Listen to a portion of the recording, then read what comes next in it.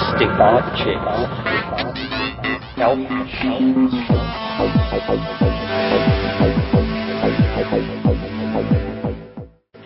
Greetings from Cyberdelic Space. This is Lorenzo, and I'm your host here in the Psychedelic Salon. So, here we are back together again without a week in between. I have to admit that if it wasn't for this new book I'm working on, I'd be putting out 2 or 3 podcasts each week. I've got, I guess, over 100 hours of material that's already been recorded, and my list of people I plan on interviewing keeps growing each week. I guess that's just a long-winded way of saying that it's nice to be back here with you again. Now, as promised in the last program, I'm going to play the remaining 30 minutes of a trialogue between Terence McKenna, Ralph Abraham, and Rupert Sheldrake that they held in Santa Cruz, California in June of 1998.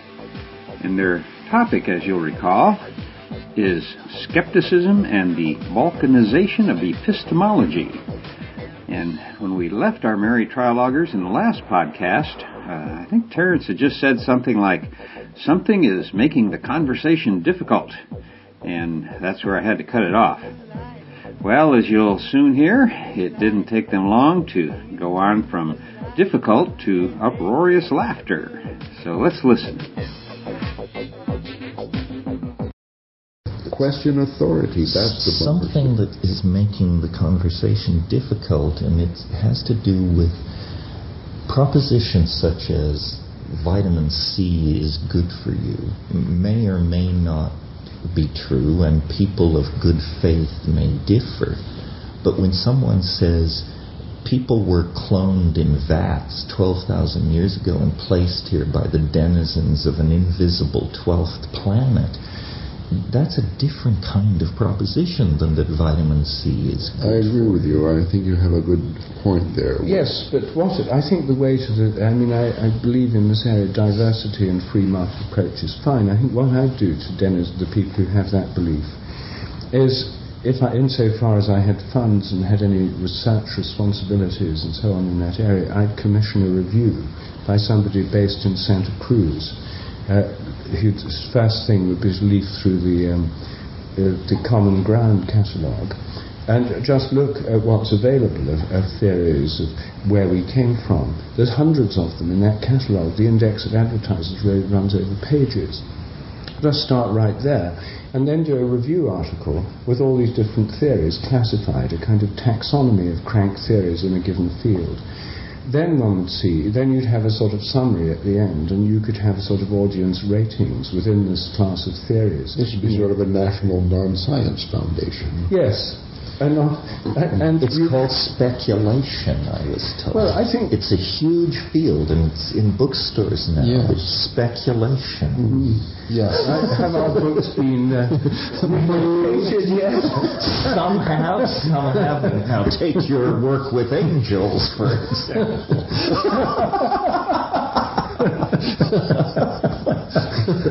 I was shocked. Now we're getting personal. Yes. Well, there you are, you see. I think a lot of my enterprises would fall foul if you had editorial control. I think I'd rather quail at the thought of sending them to your editorial desk, because I'm not sure your judgment would be so capricious. I'd never know quite what mood you were in, whether or not my work on angels would get the imprimatur or not. Well, it does pass the unfortunately our press is rather... It's deeper fluff. It's deeper fluff, perhaps more pernicious fluff. Well, Zechariah Sitchin at least made a claim for deeper fluff in his translation, in his apparently learning, gaining the ability to translate the Sumerian cuneiform writings and give us fresh translations and interpretations of old texts and so on. He was at least making a claim for deep fluff, and you're denying him that claim. So even there, it's hard to locate a given exemplar in the two-dimensional scale of fluff that we've agreed. Well, but his cosmology calls for a 12th planet. Where is it? there's a site on the internet that claims that every 100-inch or more telescope on Earth is under the control of a worldwide conspiracy that does not want you to know that this 12th planet is clearly visible. Now, that's where I blow the whistle. Well, but you don't need to do that. We just need a sophisticated, we need existing mechanisms extended, a consumer's report on speculation books. And in this consumer's report, it would be like consumer's reports on washing machines and so on.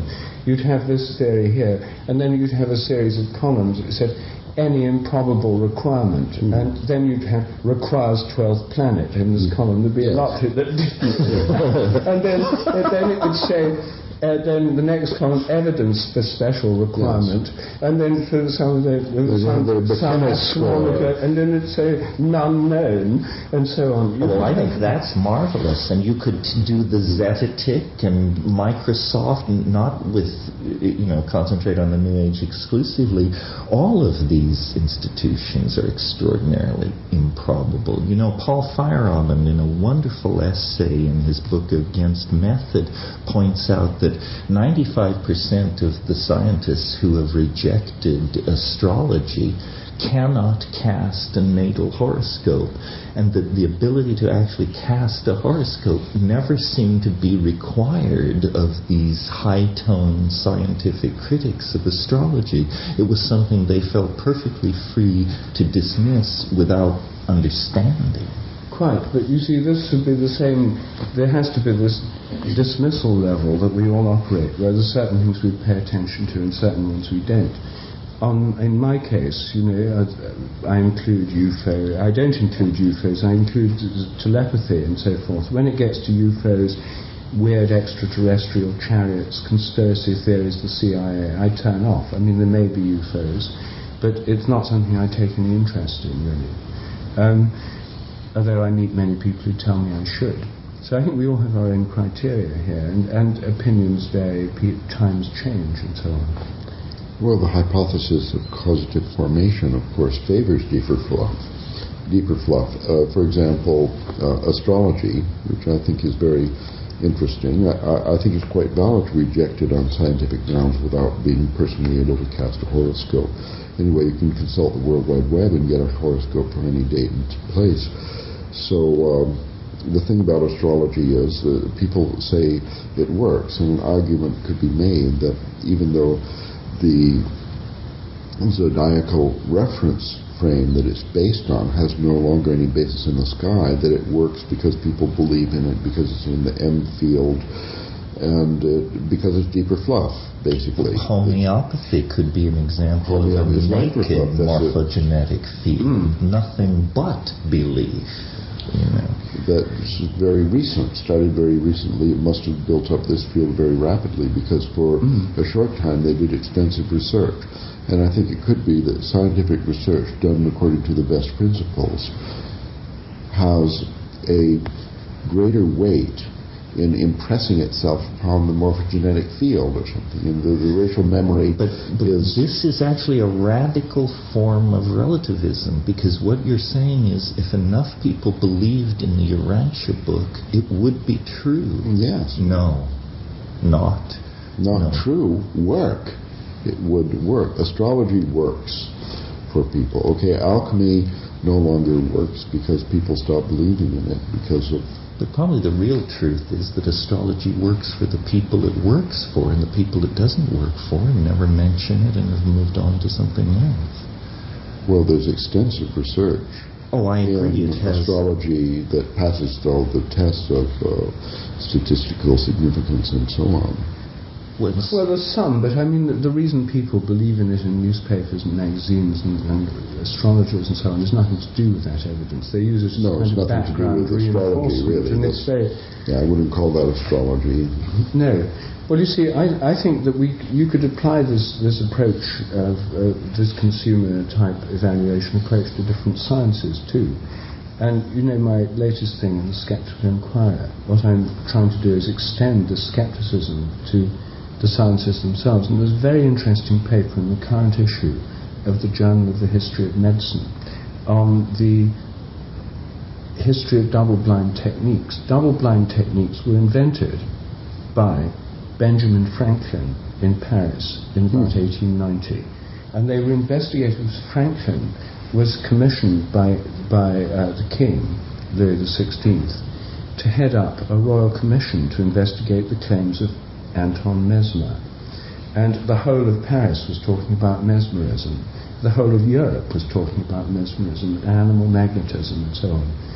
And Franklin and the members of the Royal Commission were firmly of the opinion that this was some kind of delusion, that people believed in this, but it might just be a product of their mind or their belief. And so in order to test this, they developed blind methodologies where people didn't know who'd been treated or who hadn't. And their blind methodologies actually involved blindfolds, and that's why they were called blind. They blindfolded people and then saw if they could still tell or detect the animal magnetism. And often they couldn't. So the blind techniques were then later employed in the 19th century. They then became the standard armamentarium of the skeptics against these marginal phenomena, first applied to hypnotism and animal magnetism, mesmerism. Then they were applied, in the 19th century, they were applied against homeopathic claims. People said it's all just suggestion. It's all just their belief. And so to test that, they already with this precedent, they used blind techniques. And some of them, I think, did turn out to be suggestion, but some were not. And the homeopaths took seriously this criticism, and they were the first group in the whole of scientific research to internalize blind techniques by running their own blind trials. They didn't just have the skeptical attack, they internalized it. This kind of debate went on in the earlier parts of this century against a lot of medical cures and claims, some of them apparently respectable, the use of enzymes that would cure this or that, and some of these were totally phony. How did you tell? It wasn't until after the Second World War that the standard randomized double-blind clinical trial became the norm in medical research, and it didn't really become widespread until the 50s or 60s. So this is another case of blind techniques being internalized. Within psychology at the beginning of this century, when they were studying phenomena of the mind known to be subject to distortion, blind techniques were used in psychology. They were used in parapsychology in the 1880s. They had the same thing, and they started using them. The result of my survey of blind techniques, published in Journal of Scientific Exploration and summarized in the Skeptical Inquirer, shows that this internalization of the use of blind techniques has in fact gone furthest in parapsychology. 85% of published experiments are double-blind in recent journals. In medicine and psychology, where everyone pays lip service to the idea of blind techniques, in practice the number of blind papers, or double-blind, is in the region of 6 to 7% of all published papers in the top journals. In British medical journals, it's about 6%. In the American ones, it's higher. I've just done a review of Annals of Internal Medicine, the New England Journal of Medicine, and the American Journal of Medicine, where the percentage of blind or double-blind trials is close to 20%. But that still leaves 80% of the papers not blind. Now, in biology, the number of blind papers out of over 900 reviewed is 0.7%. In the physical sciences, chemistry, physics, inorganic and organic chemistry and physics, the number of blind papers out of hundreds of papers reviewed is precisely 0%. We then interviewed top professors in leading departments of the physics, chemistry, biology, molecular biology department at Cambridge and Oxford and other universities. And there, most people in physics and chemistry departments neither use nor teach blind techniques. They're just not used, they're not known. In some physiology departments they do, in some they don't. In psychology departments, of course, they do. In medical, they teach them at least. But the most of science is totally innocent of the idea of blind techniques. The idea of scientific objectivity, so biased, so unlevel is the scientistic faith on which modern science rests, is that just because they're scientists in these areas, they believe that by putting on a white coat they become completely objective, not subject to the biases that bias chemists, medical people, patients, ordinary people, observers of phenomena, where everybody is They're objective, true. And so I think that a scientific investigation of this, I suggest using checking out blind techniques in the laboratory. Do you get different results in a physics experiment if you do it blind compared with doing it under open conditions? Actually do it by experiment. Does it happen? That's so biased has been this that there's no skepticism being extended to normal science itself. And in my consumer's report on different sciences, I'd have a column, blind awareness of need for blind methodology, use of blind methodology, percentage of papers using blind methodology. And in physics and chemistry, the awareness of the possibility of bias would have to be practically zero. And probably in the new age as well, they both could profit from this. It would probably wipe out most of the things I'm objecting to. Well, the popularity of double-blind methodology in parapsychology is obviously due to the difficulty of convincing people of the validity of the results.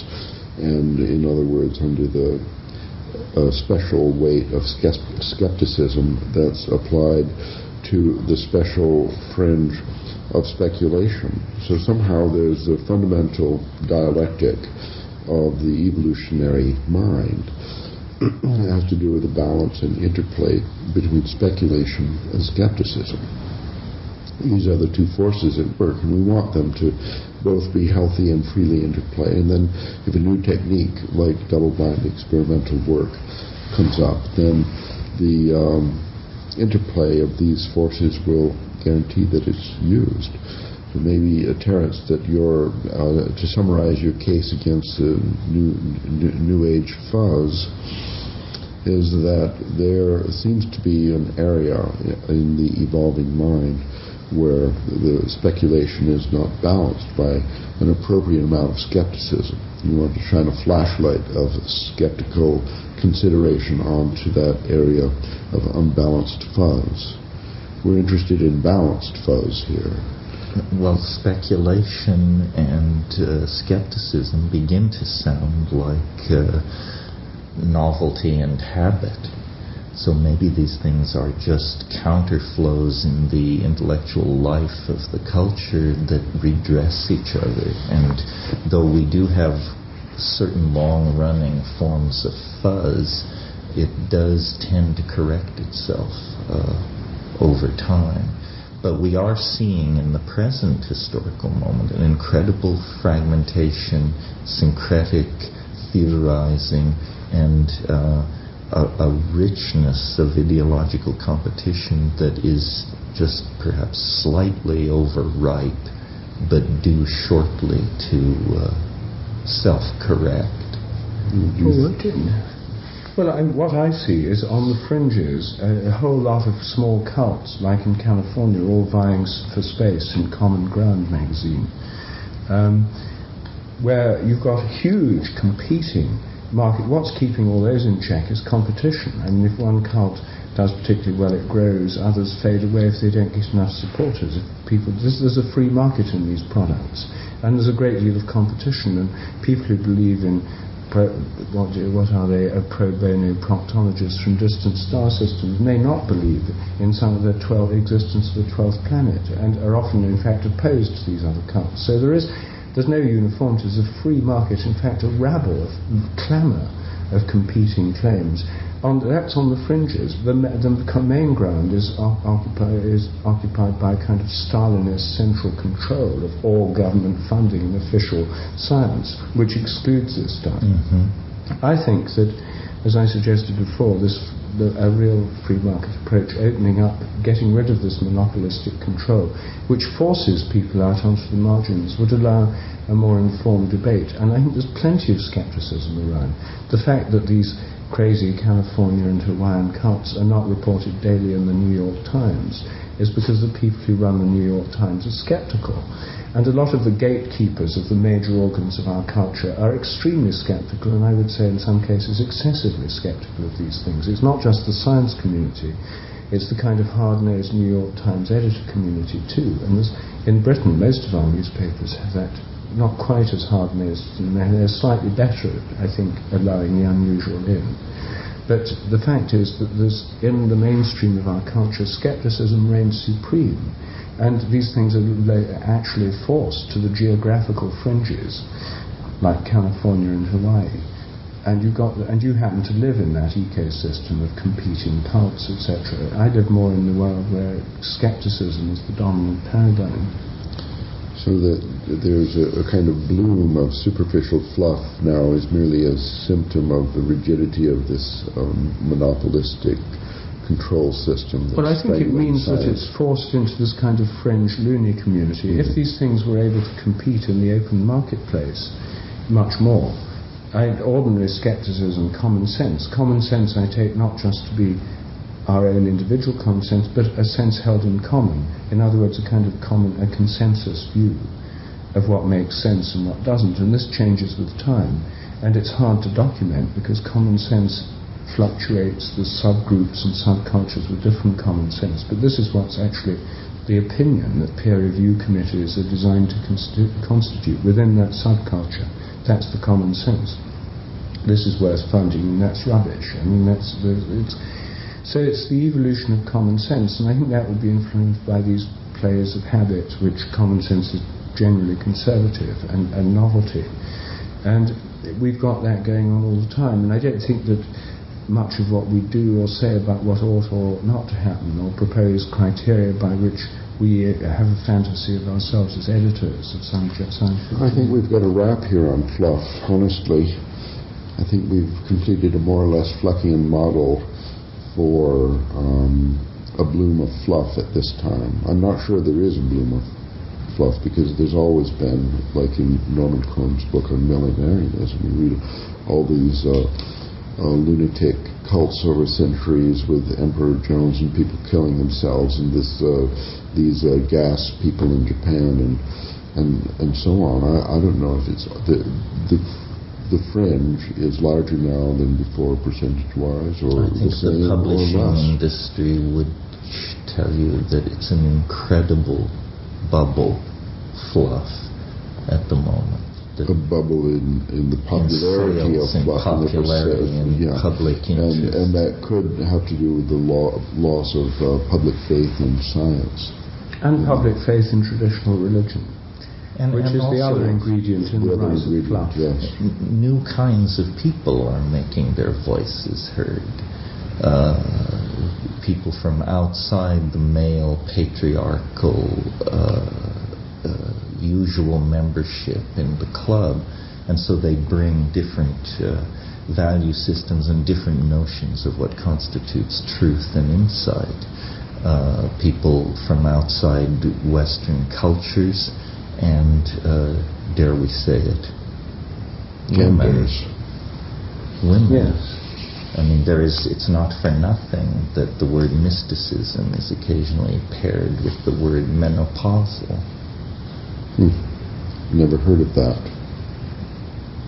Yes, but I think in the we've another 5 minutes. As you like. Yeah, yes. We can always edit. I think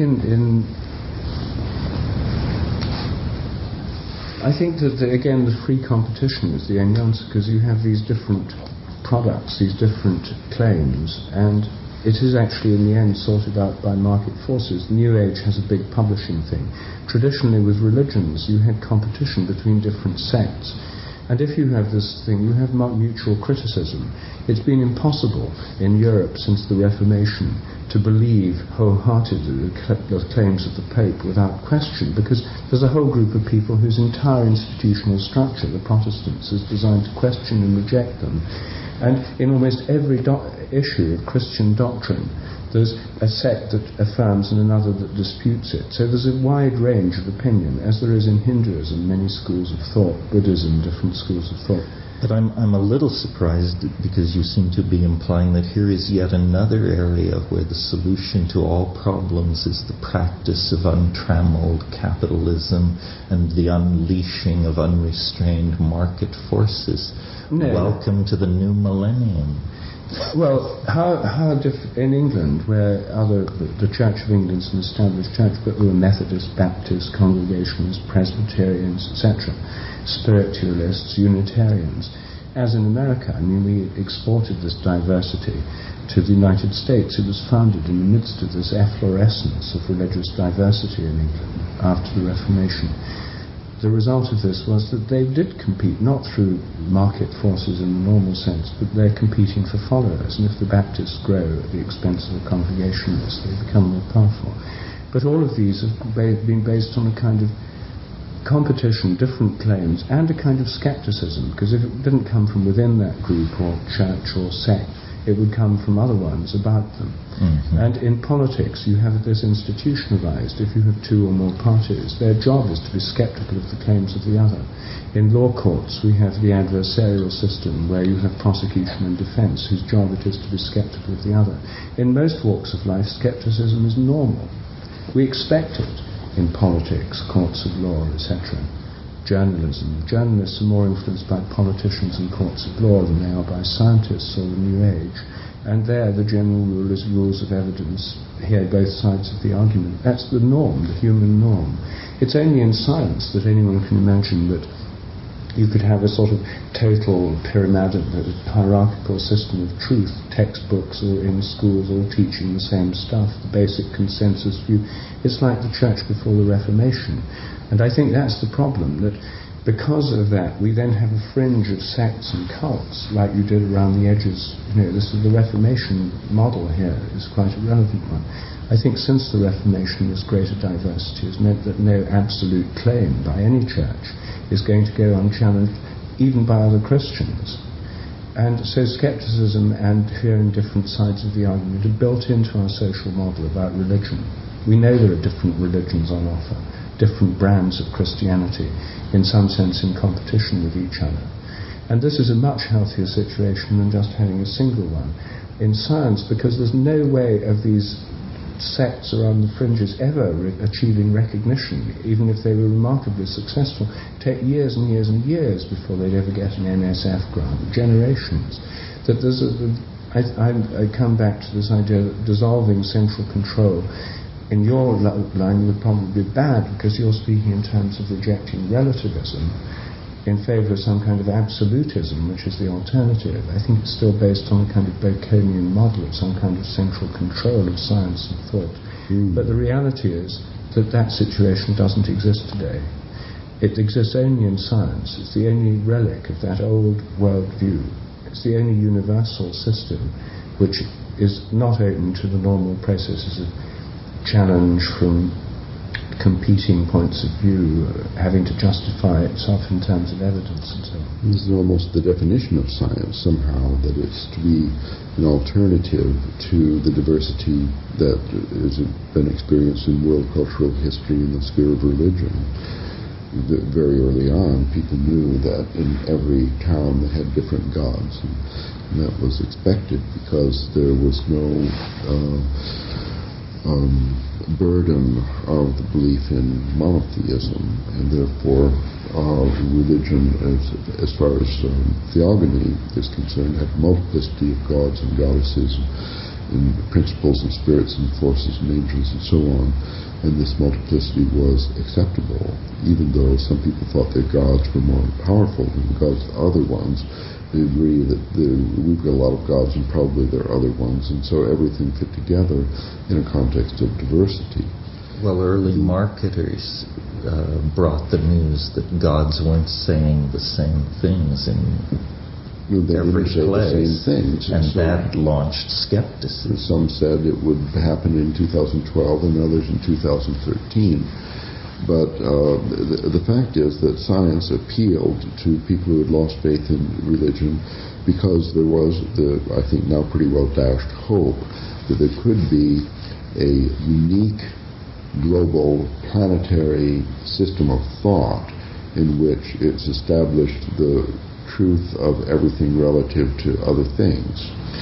And that's why it would be possible, many people would think it appropriate, that there's a monopolistic control of the funding in scientific research, because each thing is going to be supposedly to reinforce, validate, and confirm everything else, because it's the idea of scientific truth. Now, I think the idea of a free market in science would have to require giving up the idea that there is some kind of absolute scientific truth, and that a given question would be settled either true or false according to this universal canon. And I don't believe in this idea. I think that's why a free market in scientific research would be good. However, I think that, Terence, your insistence on clear thinking represents a deep wish that there could be some more or less universal body of truth that we are expanding in the evolution of mind by testing new speculations for fuzz, and saying eventually, after at least 30 or 40 years of research, there is or isn't fuzz. That is to say, is consistent with a formal system of logic, a kind of mathematical Aristotelian system of truth that is consistent with the object, it's provable, it's theorem, it's true or it's false, and so on. And this is I think, a kind of thinking which is now outdated, and a hope which it'd be very nice if true, but it's simply not something that we can really expect in any reasonable amount of time. There are inconsistencies, and furthermore, we're used to accepting them. So it could be that if science was liberalized in this way and was released from the yoke of Aristotelian logic and proof and statistical significance on the level of 100%, then it would become very much like religion, where you would have groups like Anabaptists and Hindus and Shivites and so on, who would believe in this or that sub-logical system. And environmentalists would be one such group. Yes. And you have to wonder if this kind of diversity is going to be acceptable by this human species in the future or not. And what's the alternative? Well, there's some kind of death of the evolution of the mind. And in the dead-end road of a logical system, belief in a consistency of a logical system which is actually not consistent. Wow, what was that for a big question? Is the evolution of mind coming to a dead end? And if you're still hanging on, wondering how the three of them answered that question, well, so am I. What happened after you heard Ralph pose that question is that none of them said a single word for 11 seconds. And then they sort of let out a collective sigh and decided to stop the tape. And if you were my age, you'd be able to remember the Saturday afternoon adventure movies that were continued from week to week, and at the end of one show, the hero would be swinging over a pit of crocodiles on a vine that breaks just before the screen goes black, and a big "to be continued" sign appears to the collective groans of several hundred kids. Well, that's how I felt when this discussion just ended. My hope is that they'll pick up on that question at the beginning of the next tape, but we won't know until I podcast it, and I'm not sure when that's going to be. Right now I'm planning on getting a couple of more of last year's Palenque Norte talks from Burning Man podcast first, so until I get those talks out, I'll be waiting in suspense with you. By the way, did you catch that part near the end where Rupert was talking about how skepticism works well in the marketplace of ideas in everyday life, but that in science it isn't a balanced market because fringe ideas seldom have an opportunity to take root and grow? And that has obviously been true in his own case, and now you can find hundreds, perhaps thousands of other instances where the scientific community as a whole rejects a radical new hypothesis right out of hand without any investigation at all. But fortunately, the Internet is changing the new ideas marketplace a bit, and so we now have public investigations of new technologies like things like zero-point energy that the Irish company Steron, I think their name is, has made available for public inspection by a widely diverse and quite large group of internationally recognized scientists. Without the power of the Internet to communicate directly with potential researchers and investors, a small company like that wouldn't have a chance of creating a breakthrough of such magnitude. Let's hope their tech stands up to the test that's now being given. Now, I guess I'd like to go to the old email bag and pass along some information and ideas from some of our fellow saloners.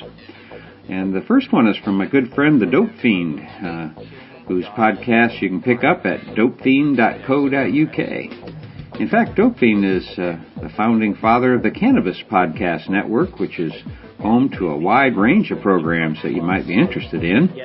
In fact, just this morning I listened to KMO's Psychonautica podcast for this week, where he played an interview he did with Matt Palomary, who you've heard here in the Psychedelic Salon a couple of times.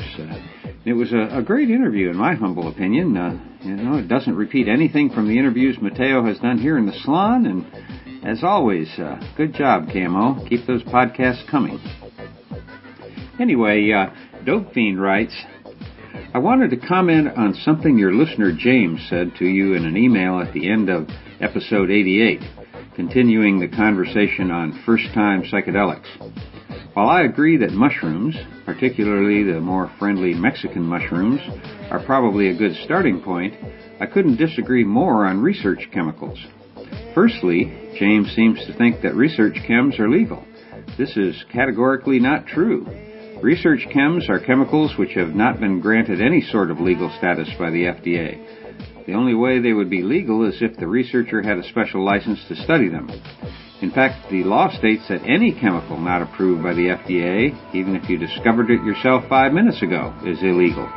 What's more, while mushrooms and other natural substances are known to have been used by people for hundreds of years, there is no real recorded history of use with many research chems, and so little knowledge of whether some people might have an adverse reaction to them.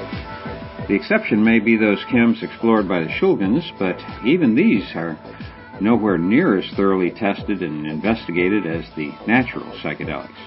As far as I see it, anyone taking untested chemicals is not only breaking the law, but far more importantly is taking their life in their own hands. Therefore, I'd say they're definitely not the best place to start one's psychedelic experimentation. Good luck with everything, and I'll see you in the salon. Dope Fiend. I want to thank Dope Fiend for clearing that up, and I have to admit that it was a failure on my part to not mention that at the time. Dope Fiend is correct in pointing out that this class of compounds, loosely called research chemicals, while they may not be listed on any of the DEA schedules, almost all of them do fall under the analog drug law, which is a truly insidious piece of legislation. I don't want to get into a long discussion here about the insanity of the war on drugs, because there are a lot of other places and podcasts that focus on that issue. But as Dope Fiend pointed out, it really is important to have your facts straight about the legality of these substances. Basically, if a plant or chemical makes you feel good or opens your mind to cosmic awareness, well, it's probably illegal unless protected by a powerful lobby in Washington. Even more important, as he points out, however, is the fact that while there have been thousands of years of human use of these psychoactive plants, most of these chemicals aren't much older than a single human generation or so, which really isn't much time to build up a safe morphogenic field around them. The bottom line here is that Dope Fiend and I agree that, particularly for a first-time experience, research chemicals are not the best choice. Another email that I'd like to comment on is one that came from Marco, who joins us in the salon from his home in the UK. And after saying some very kind words about his enjoyment of these podcasts, he writes, "It was Chateau Hayuk who pointed me to the website in the first place, so kudos to them for helping to spread the word." Well, Marco, that's really nice of you to let me know how you found us, and I want to thank Jacques and the rest of Chateau Hayuk for making the connection. And Marco also attached a picture of some art he created, and I wrote back and asked if I could post it on our blog, because I think that many of our fellow saloners will resonate with it. And, of course, he said yes. Otherwise I probably wouldn't be telling you all this, would I? So, if you stop by the program notes for this podcast, you'll see what I mean.